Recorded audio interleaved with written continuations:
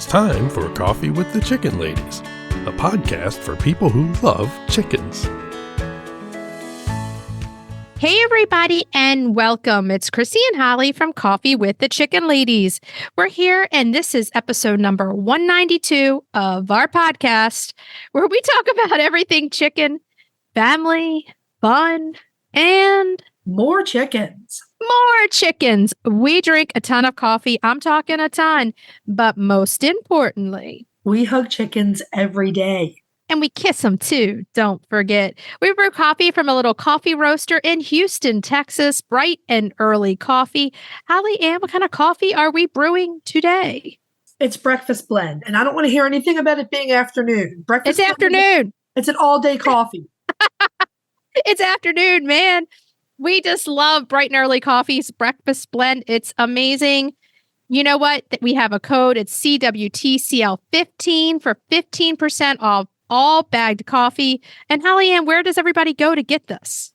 brightandearlycoffee.com. Or on Amazon, and follow them on social media. Are you ready to sip some of this delicious breakfast afternoon coffee? I am. But first, a word from our sponsor.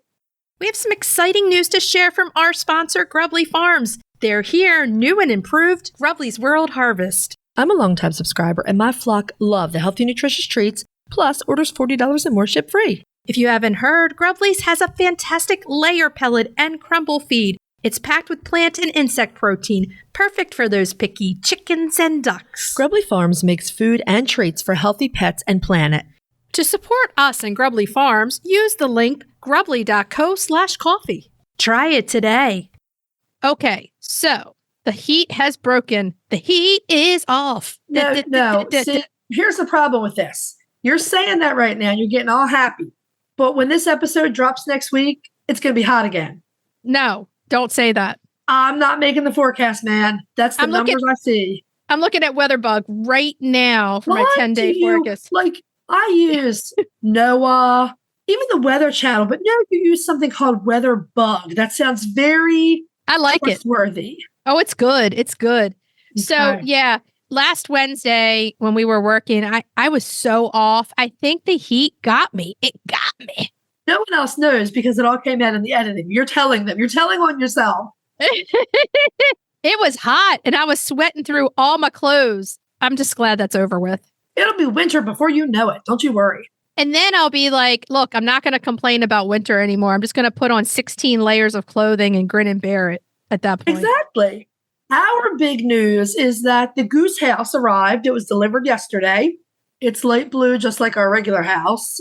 It is big enough for more than 3 gooses because, there could be more gooses down the line. But right now, it's a 3-goose house. It's a little shed with a window. It's adorable. Now we just have to build the big run around it. Yay! More building to come. Oh, God. But seriously, once that run is done, the only thing we're going to be doing from there is fencing for the sheep, and that's way easier. Oh, yeah, definitely. I'm just muddling through. I'm like, okay, let me just get through this and keep moving and do all that I need to do. I got to start integrating the baby soon. Yes. That is my next big thing that I'm thinking of. They don't know what hit them, and the girls aren't going to know what hit them with that potential little boy, which I definitely think he's a boy, but no crow yet. No crow. I have found that when you have boys and you already have roosters, they start crowing quite early because they hear the others. But your little guy hasn't heard anyone crow. You're going to have to play the podcast for him so we can hear Ricardo crow. No, and no. If he doesn't want to crow, I'm good with that. But he's a boy for sure. He's got saddle. He looks way different. So we're just waiting for the crow to officially name him or the egg lay, whatever comes first. You're going to be waiting a long time for that egg to lay. And on that note, if you're listening to our show and you're loving it, head on over to Apple Podcasts and leave us a written review. We had the cutest little girl in Australia leave us a review last week. It was so nice. Oh my god. Charlotte is adorable. Yes. Thank you for your review. We love it. Thank you. And while you're there, hit the subscribe button. You never miss an episode, and it's a free way to help this show grow. If you're looking for other ways to help support the podcast, you can tell a few chicken-loving friends about us. You can share your favorite episodes on social media. You can check out our Etsy shop, t-shirts, tank tops, logo mugs. You can become a patron of the show, patreon.com/coffee with the chicken ladies. As always, a giant thank you to our patrons. We love you. Yes, we do. And the other thing you can do to help support the show is visit our website and our show notes, use our affiliate links and discount codes, and buy products from our sponsors. Yay! If you're looking for a chicken coop that's produced in a planet-friendly, sustainable way, try Nestera. Each coop is made from highly durable, 100% recycled plastic that keeps the equivalent of up to 2,000 shampoo bottles out of a landfill.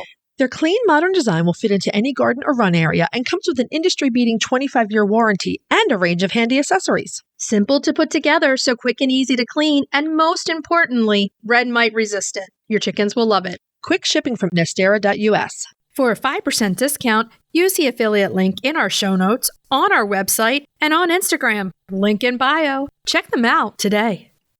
Hey, Chris. Yeah. Do you like subscription boxes? Does it have anything to do with chickens? Of course. Then yeah. Let me take a minute to tell you about the Chicken Love Box. If you love goodies for your chickens and you need to go to chickenlove.com. I love the mega box. Tons of useful products for my flock and a chicken tea for me. You can't go wrong with a chicken tea. They are so cute and so soft. In the April box, I absolutely love the chick leg bands and the organic soap set with hen decoration.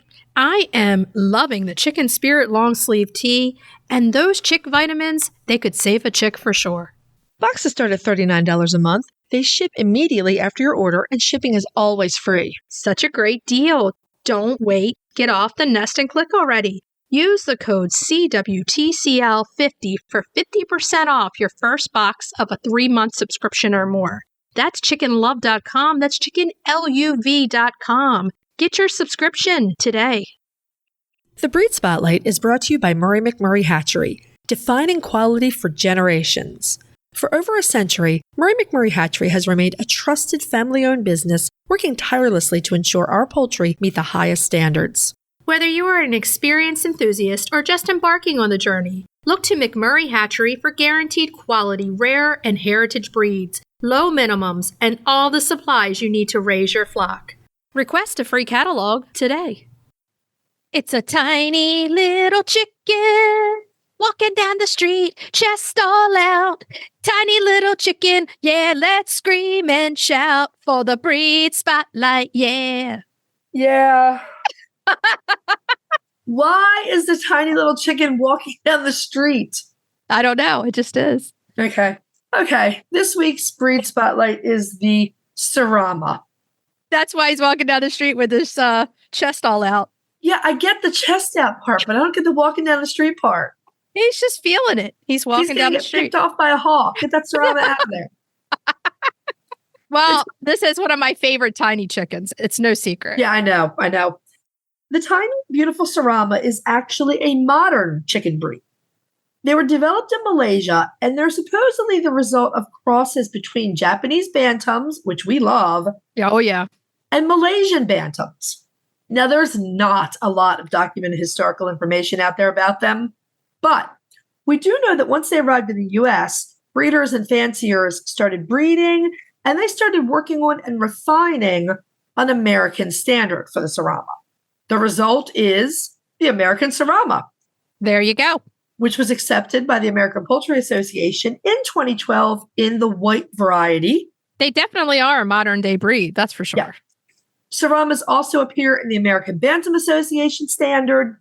These birds are known best as show chickens. But They were a show bird. Da, da, da, da, da.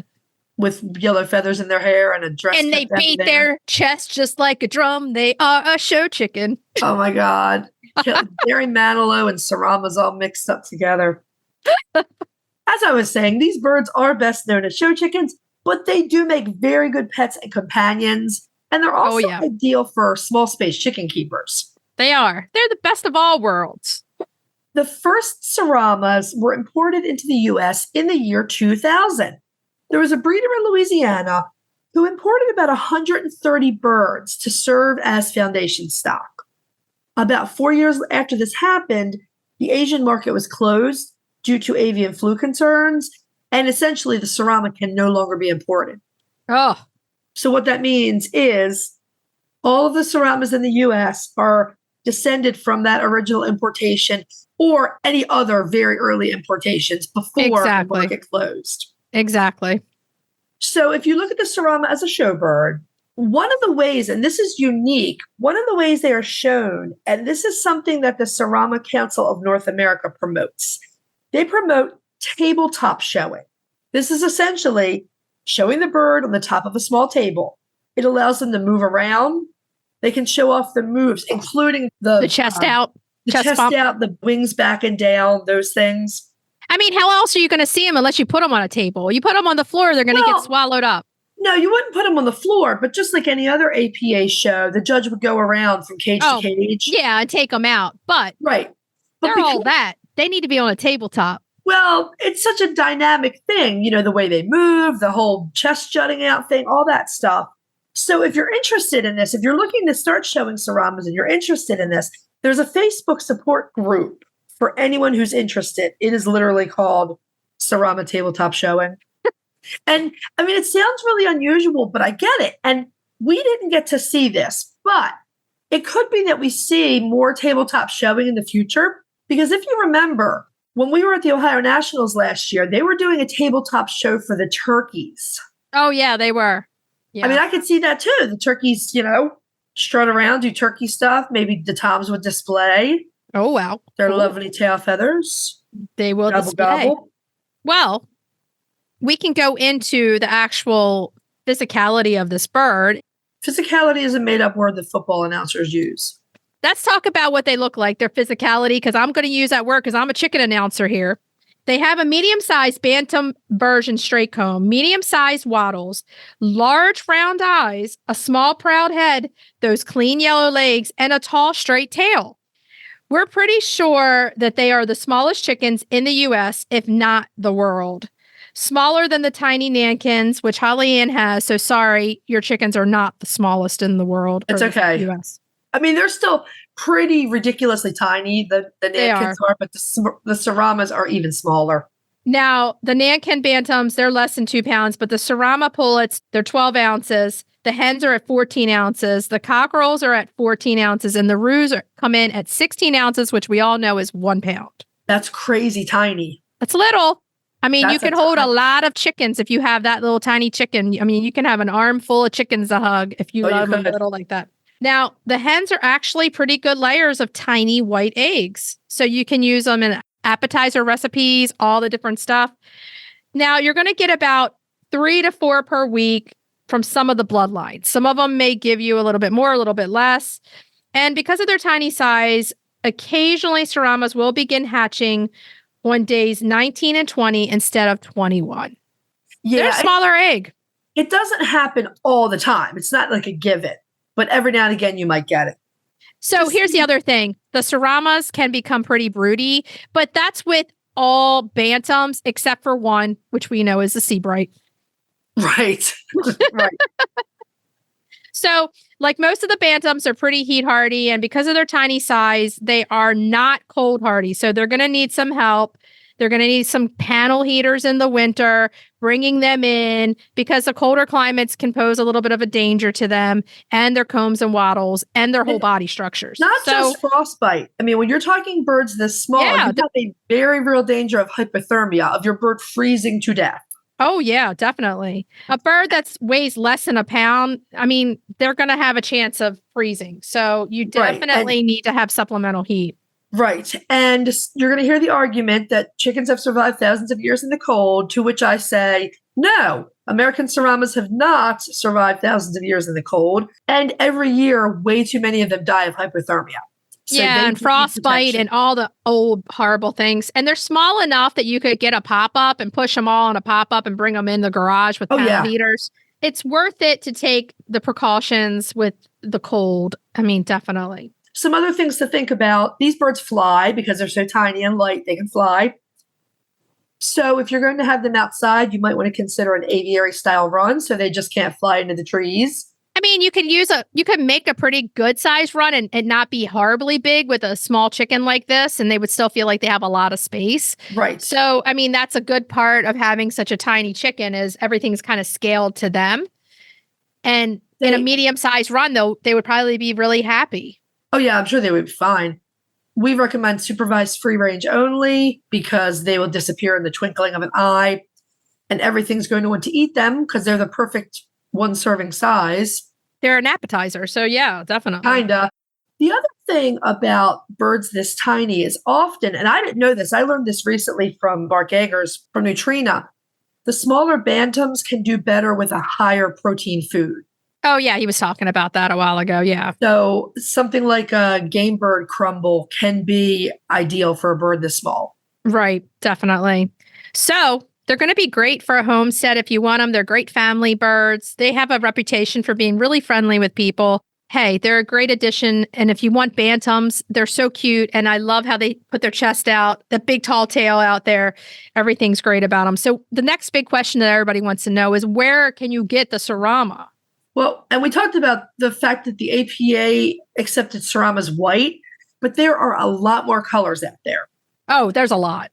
Yeah. So if you're looking around, you can try the Serama breeders that are listed on the Serama Council of North America and the American Serama Association websites. Those are probably going to be show quality birds. Cackle Hatchery sells American Serama chicks. And there are a host of small and local breeders. Now, this is just we're saying this because of some of the things we have seen over the years. Buyer beware is what we say. Buyer beware. Use great caution when buying from small breeders. Double and triple check for signs of mycoplasma infections, signs of any other respiratory illness. Also, try and steer clear of exotic animal breeders who know nothing of chickens and are looking to make a fast buck off of newbies selling Seramas. I always say if you can actually go to the place where they live, you need to do that because you need to see the environment in which they were raised to kind of tell what kind of things and ask the questions. Did they vaccinate them? Did they, for Merrick's? These are the things that you want to check. And ask around because, even if it's on your local, say, neighborhood chicken Facebook group, you want to know who the reputable poultry breeders are and you want to avoid the ones who are scammers or who are not in this for the welfare of the chicken. I mean, hey, we just found a scammer out there. I want to give that scammer a shout out if they listen to our show. We know that you're using our picture to sell a chicken that is not yours, truffle. So it happens. This is why I want to use this example. People will use a picture of a beautiful chicken and say, you're going to buy this chicken, and it's not even their chicken. So if you buy birds from this person, you're not getting truffle. Exactly. I mean, she's still available according to the website. So, or the Facebook page. You really need to do local if you can and visit the places so you know what you're getting. That's for sure. I mean, and if you want to go hatchery, you can order them from Cackle. You just want to check in because the birds this small, they're only going to ship them certain times of year and they probably have a minimum number that they'll ship. Are they sexing them or no? Probably not. They probably have a minimum number to ship to make sure they stay warm. I would bet the farm that these are straight run because they're so tiny and hard to sex. Me too. Okay, so if you have the Serama, please send us pictures. We're going to be putting some pictures that we took up at the Ohio Nationals this week because we found some tiny Seramas that we fell in love with there. They were so cute. Oh my goodness. Oh, they're adorable. They really are. Are you ready to dive into the fascinating world of backyard ducks? Look no further than Metzer Farms, your premier destination for top quality waterfowl. Whether you're a seasoned breeder or just starting out, Metzer Farms has everything you need to elevate your flock to the next level. And if you're passionate about call ducks, you're in for a treat.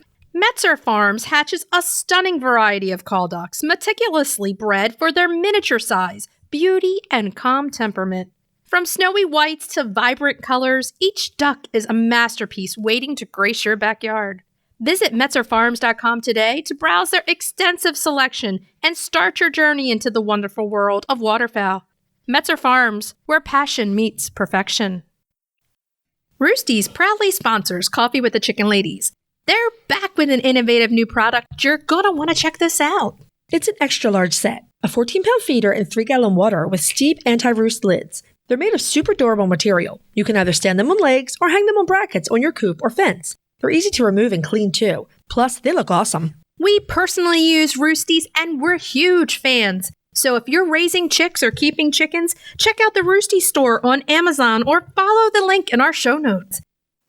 Okay, so are we ready to move on to main topic? Yeah. Yeah.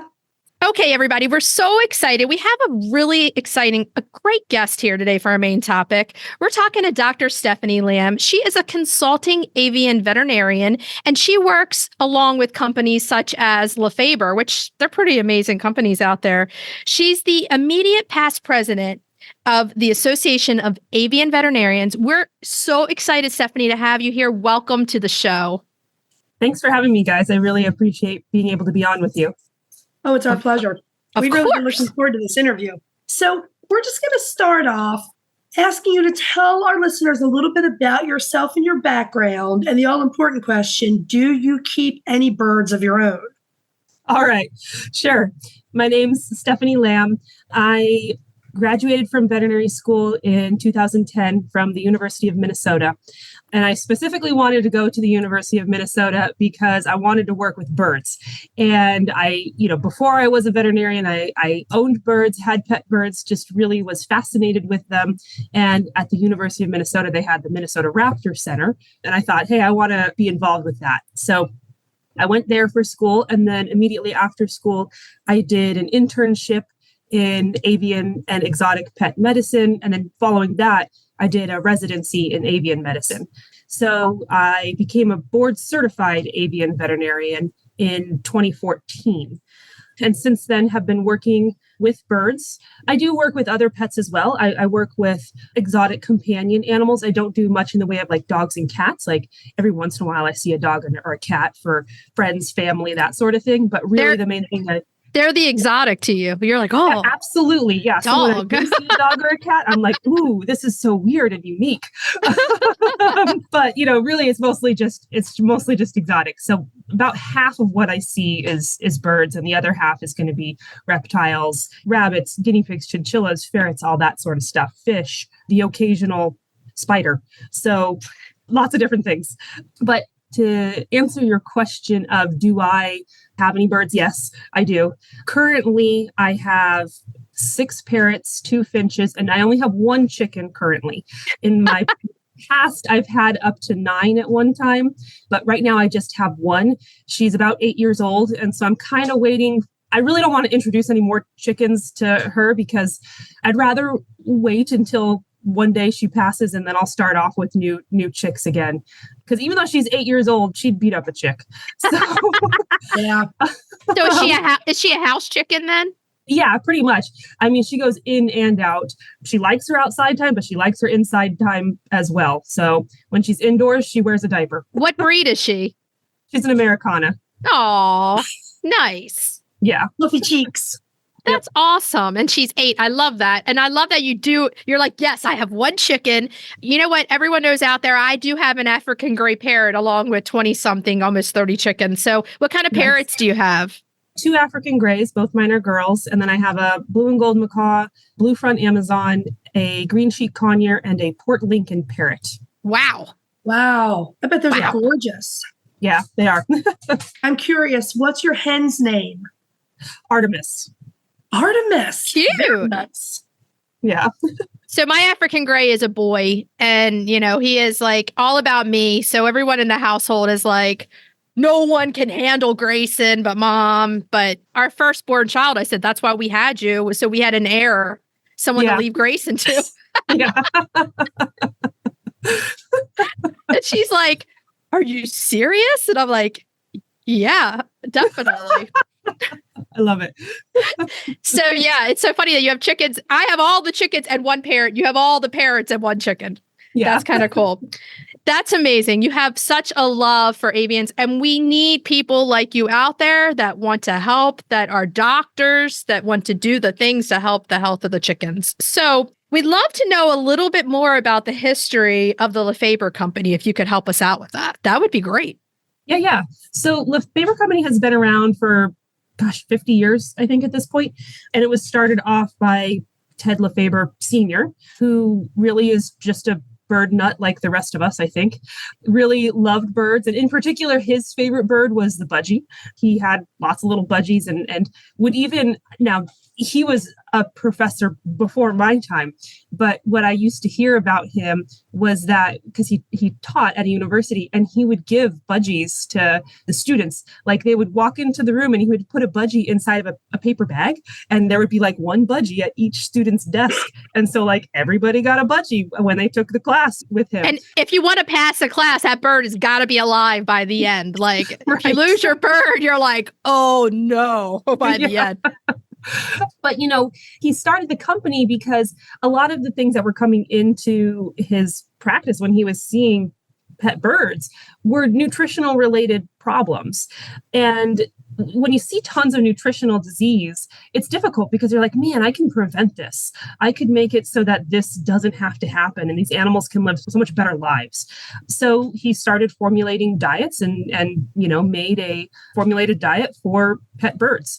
And then after that, like things kind of just developed from there. The company has gone on to make a variety of different products. They make the Nutriberries and Ava cakes, which are still formulated diets, but they're like made to be more fun for foraging. Because, one of the things that we see with our birds, not only do we need to feed them right so that they can be healthy, but we also want to make them happy too.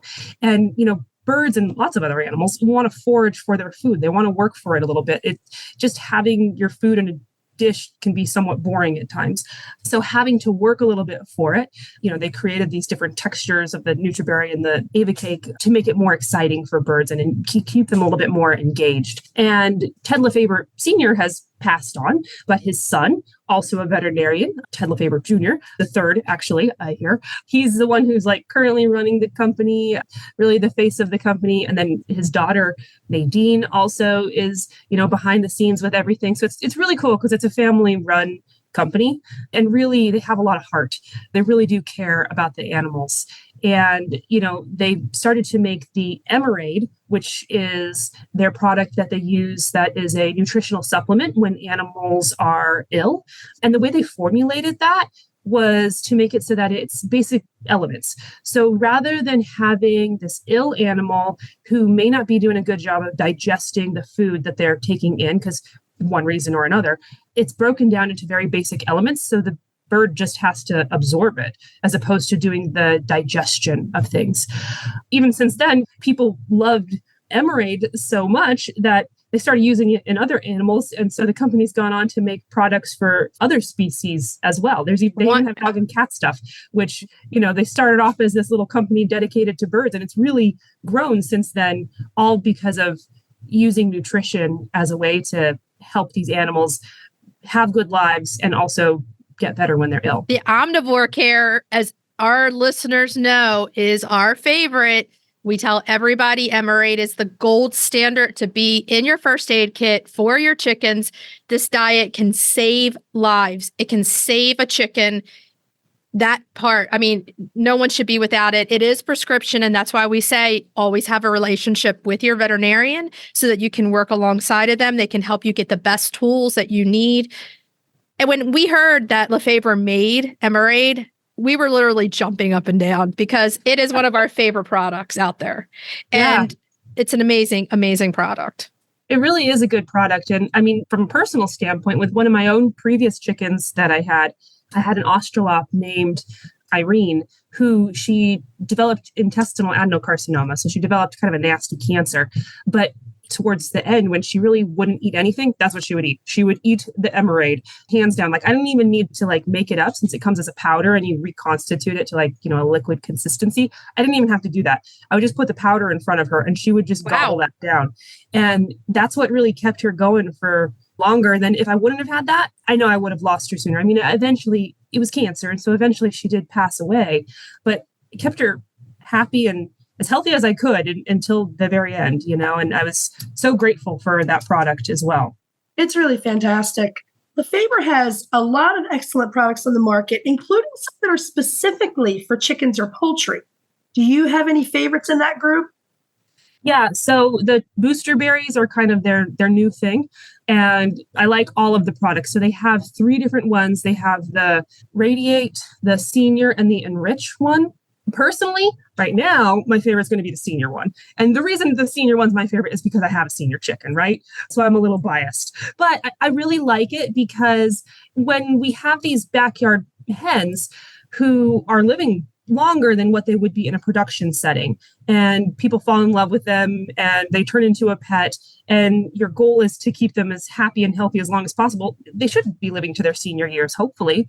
And nutrition is different when you're young versus when you are producing versus when you're ill versus when you're older.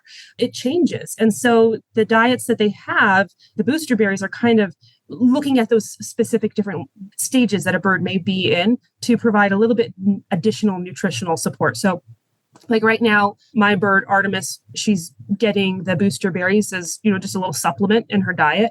The nice thing about that one, again, because it's a senior one, a couple of things that we see when birds get older. One is we see arthritis. I mean, any animal as they get older gets arthritis. If you live a long life, you're probably going to have some arthritis. And so there's glucose. Holly raised her hand for everybody because you can't see that, but Holly raised her hand. So what's great about it is there's glucosamine and chondroitin in there. So glucosamine and chondroitin is a component of your joints. And over many years, people have found that you can supplement glucosamine and chondroitin. And for some individuals, not all, but for some individuals, it really does help support those joints, can help with pain relief and just be a nice additional supplement. So that's in there for those senior birds. The other thing is a lot of older birds, we do see liver problems with them. Just, as a veterinarian, what do we see commonly? We see different diseases as animals are young, middle-aged, older. And when they're older, liver disease is one of the things that we may see more frequently. And, it's a variety of reasons of why you could have liver disease. But as you get older, just wear and tear and organs, I guess you could say. So there's a couple of things in there that can help with liver support as well. So there's milk thistle and dandelion root that's been put in there. Those are both helpful for the liver. They help with regenerative properties to the liver. They act as an antioxidant to the liver. They help in protein production in the liver. I mean, they have lots of good benefits. There's also echinacea, and echinacea is in a variety of the booster berries.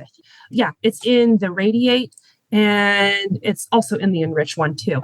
So the benefit of echinacea is it's this immune support thing, like it's a supplement that you can have in your diet that can help your immune system to function a little bit better. And when you're older, it's nice to have a little bit more immune support because, again, the wear and tear. The wear and tear of life. Maybe your immune system doesn't function as well when you're older. So that echinacea can help that immune system function. But then if we're looking at the Enrich booster berry that they have with Lefebers, that Enrich one is meant more for like the laying hen. And, also laying for a laying girl, I mean, that's a big stress on the body. Asking our girls to lay an egg every day or every other day, or even every third day. I mean, it's a huge ask of the body. And so sometimes other things, when the body is really working hard, sometimes other things can creep in and become a problem. So that echinacea is there to support that immune system, to do the best that we can to just give them a little extra boost, And these berries, they're actually in the same format as the Nutriberries. Now, Grayson, my African gray parrot, he eats the pelleted diet from Lefeber for parrots, and he gets Nutriberries every day. And he loves it because he can hold them. Nutriberries for chickens, it's going to be something that they're going to have to really peck at and kind of chase around in order to get, it's in the same format. It's like kind of in a berry. Yeah, that kind of goes back again to that foraging opportunity that they have. So if they peck one of them and they break it up into little pieces, or, if you have a flock of them and one grabs it and the other ones chase her off to see what she has, it can be fun for them. If you have an individual who just is lazy, because some of them are, you are able to break them up. Like you can crush them in your hand. For some individuals who look at it and go, I don't know what that is, it's easy to do that. And then they go, oh, yeah, that's some little particulate thing. Now I'm a little bit more interested and I want to peck at that and see what it is. Right, exactly. That's amazing. So I'm going to take us back around because both Holly Ann and I were huge advocates for veterinary care for poultry.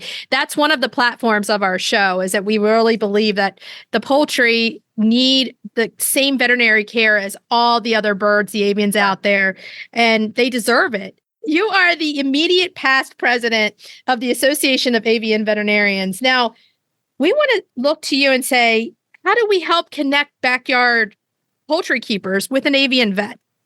Yeah, I absolutely agree. Like it's funny because when I first started being a veterinarian, when we'd have a chicken come in, and even up to, I would say, the last few years, when someone would come in with their chicken, they'd be like, I must be the only person who comes with my chicken, huh? Like they felt bad almost sometimes that they're coming in with their chicken.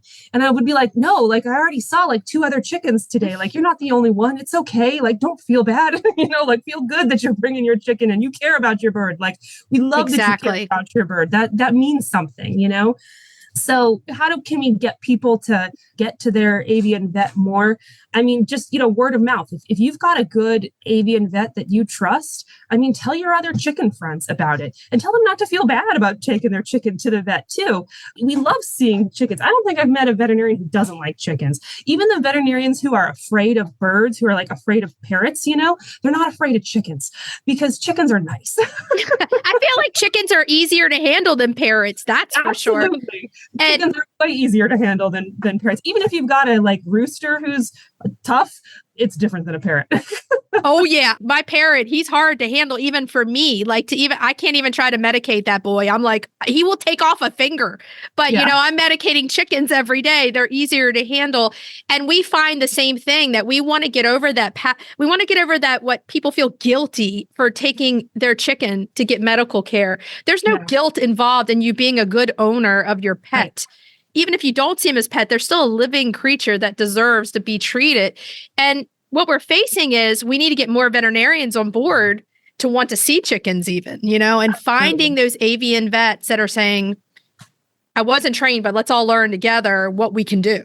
Yeah, absolutely. And I think that's something that, say you're in somewhere that doesn't have immediate access to somebody who is an avian vet.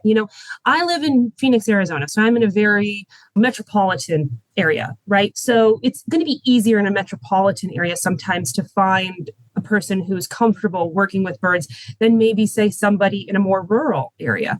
But if you're in a rural area, just ask your veterinarian, your dog, your cat, your horse veterinarian. I mean, just ask them. Be like, maybe you're not too comfortable with birds, but could you please see Henrietta or whoever and help me out? Because even just a little bit of support sometimes can go a long way. Yes. Even just some fluids and nutritional support, vitamins, supplements, mineral supplements, sometimes just that alone is enough to help a chicken recover. There's a lot of infectious diseases that we see out there. And I know I'm biased because I'm an avian veterinarian, but it's not that different from some other species. When you have a dog that's coming in with respiratory signs, you think of certain respiratory pathogens and you think of certain antibiotics that you would use to treat those respiratory pathogens. If you just, put your blinders on and forget that it's not a dog, or pretend like this chicken is a dog for just a second and think, okay, well, what am I actually seeing? What is this bird presenting with? If I thought this was a dog, what would I do? Now, of course, there's going to be little things that are absolutely different, but that's also where veterinarians can call their friends. For me, I don't see a lot of goats, for example, but like every once in a while I get a goat in and I can do the basics and then I call my friend. I have a goat vet friend. She is like on my text message thing right away. And I'm like, hey, Mackenzie, what do I do with this situation? So asking your vet to just reach out to other vets that they know. I mean, we call each other, we network with each other. At the end of the day, all we want to do is help the animal that's in front of us. And we just have to get past that stigma that it's okay to take your chicken to the vet. Everybody, absolutely. It's okay to get medical care for your animal. It's just a good thing. Like you said, it makes vets happy that you care. It makes everybody happy that you're getting them help that they need. And if you want to get Emeraid, you got to go to the vet. That's the thing. Absolutely. Dr. Stephanie, what is the name of your veterinary hospital? Because I know we have listeners in Arizona. Yeah, so I work with Arizona Exotic Animal Hospital. Okay. Hopefully somebody will listen and say, I heard you on Coffee with the Chicken Ladies, and that's why I'm here. So are there any interesting projects coming up in the future for you? Anything you're working on with Lefeber that you can tell us about? Yeah, so the Lefeber company is going to be they're going to be sponsoring a lecture at the AFA, the American Federation of Aviculture, and it's actually about chickens. Yeah. So, you think about the American Federation of Aviculture, and I think sometimes people think really of exotic birds with that. But what is it? It's the American Federation of Aviculture.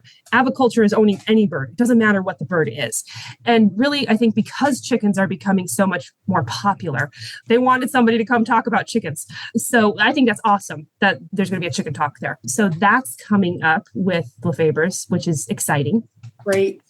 And then also the other thing with Lefeber's that's going to be happening is there's an event in Las Vegas in August called Super Zoo, and they're going to be out at that. So if there's any listeners who are in Nevada or close to Nevada or traveling to Nevada and going to this event, they're going to have a booth. So stop by and say hello and maybe get some Emeraid. Emeraid! Yeah! The best. Okay, so this is going to bring it. Go ahead, sorry. Go ahead. I can't tell you how many chickens we have saved with Emeraid. Wonderful. It's amazing. It is. It's the best. Okay, so that brings us to our final question. And we have it written as, what's your favorite breed of bird? But we want to know chicken too. Okay. All right. So I'll give you two answers. So my favorite bird, species of bird, is the zebra finch. So wow. I love zebra finches. One of my most favorite animals I've ever had was a zebra finch. His name was Leonardo da Vinci. And I got him. I walked into a PetSmart to pick up some crickets for my leopard gecko. Somebody was trying to give him and his sibling to PetSmart. He was a baby. He was only just hatched, like a couple days old. His mother had died. Aww. So they were handing over this nest with a dead mom and two babies in it. And they were like, we don't know what to do. Can you please take this to PetSmart? And PetSmart has their own rules and things that they can do. And they're really not supposed to take that. And I just happened to be there and walking past, and I was like, I know how to hand feed birds. I'll take them. So they just handed them over to me. You're like, it's your lucky day. Do you know who you're talking to right here? I have some Emeraid in my back pocket. I can do this right here. Exactly. So I brought him home, and one of the babies died right away. I don't know how long the mother had been deceased for, how long they had gone without food, but Leonardo, he was ready to eat. And I started feeding him, and he was just like, yeah, I'm fine. Let's do this. Life is good. And he just grew up into the most amazing bird. He was a hand-tamed zebra finch. He would just sit on my shoulder, and people who didn't like birds, he could turn you into a bird person because there was something special about him. That's why I love zebra finches, because he was the most amazing bird and animal ever. They're beautiful little things. Yeah. And I think sometimes people don't give them as much credit as they're due, because sometimes, they're so tiny, and oftentimes you can't handle them. They're a little too nervous about being handled. And so, they want to do their own thing. And so sometimes people just look at them more and don't think about them so much. But when they are hand tame, wow, amazing. As far as my favorite chicken, I really like Seramas. They're so cute. Just this little small, compact little thing that's just adorable. And I had one, but I've had several client-owned patients of mine that they're great little personalities. I think they're awesome. They're so cute. Yeah, they're just so cute. I really like the Americanas. Okay, maybe I'm biased because I've got Artemis, but they're fluffy cheeks. Can't beat that. What color eggs does she lay you? Does she lay you blue, green, or blue? Blue. Nice. Yeah. Is she still laying? Yeah, she is.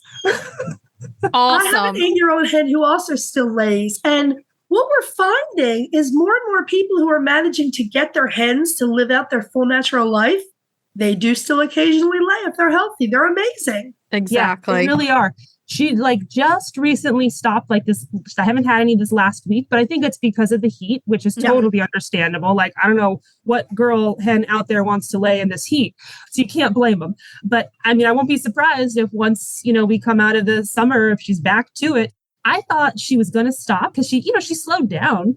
She did take about a year off, and I was like, oh, she's done. She's not laying anymore. And then all of a sudden she just comes back to laying. I was nice. Dr. Stephanie, it was so amazing having you on the show. We love meeting you.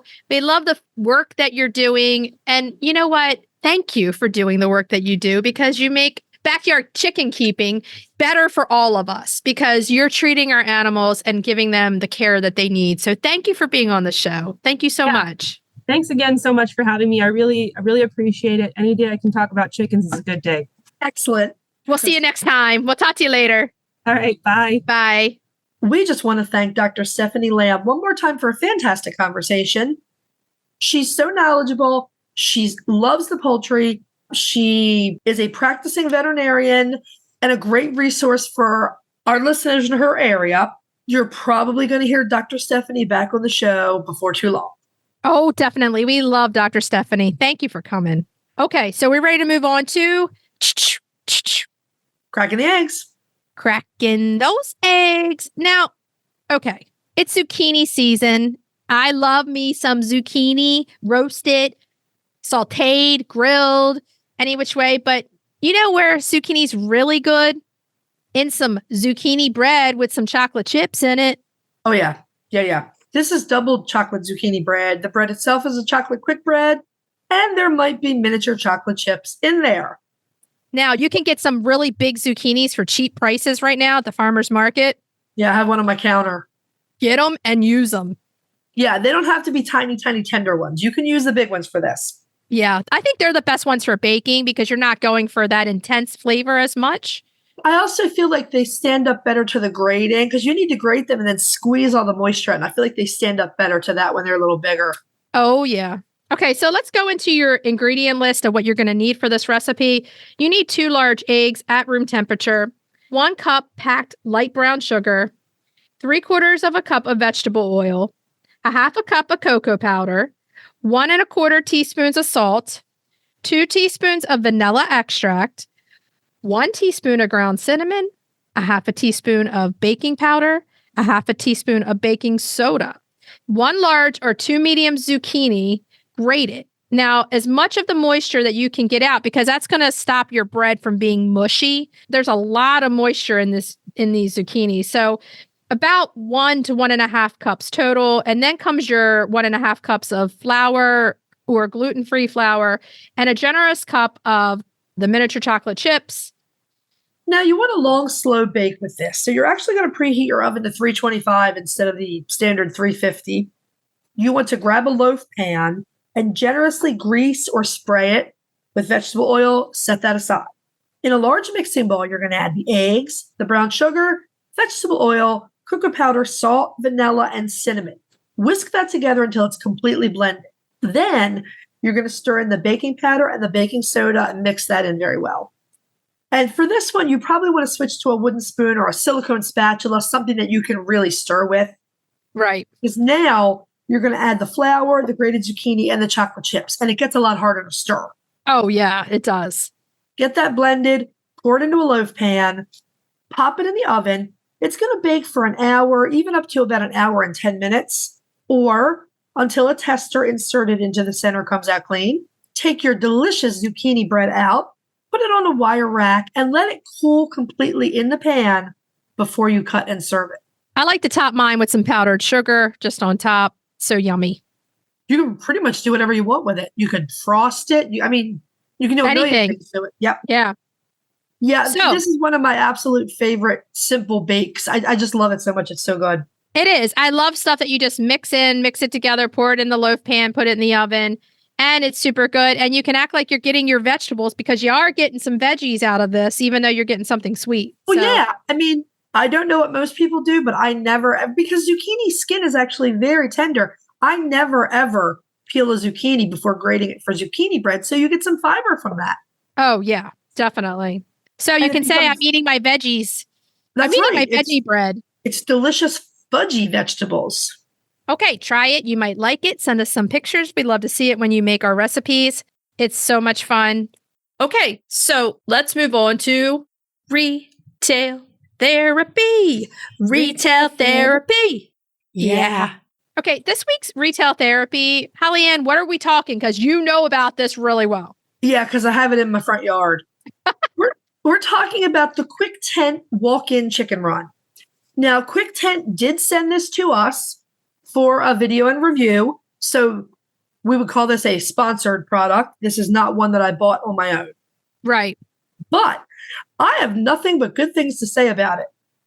It currently houses our geese, and it's got to be sturdy if my babies are in that run. Right.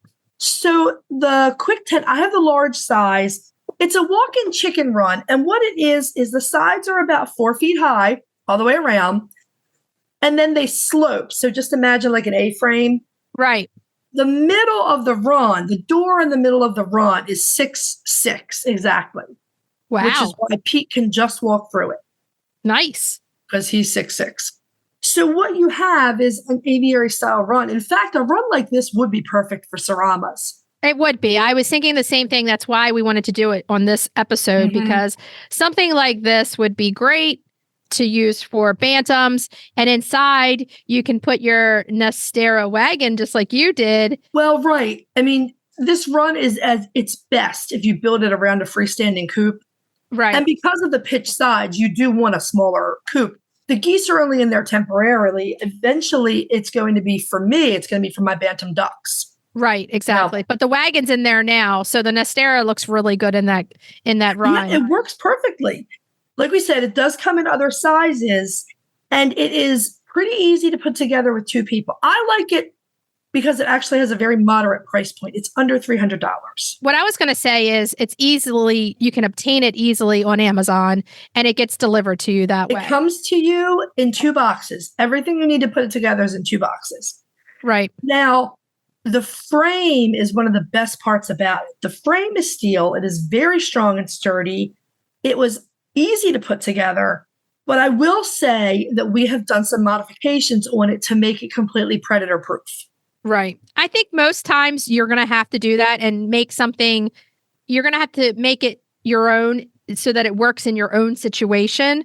But having a good base is always a good thing. So the frame itself, I mean, I leaned against it. I hung off of it when we were putting it together. Essentially what you do is you build the frame and then you have to put the wire on. Right. Now we put 2 layers of wire on. The wire that comes with it's as small as hardware cloth, but it's not as sturdy as hardware cloth. Right.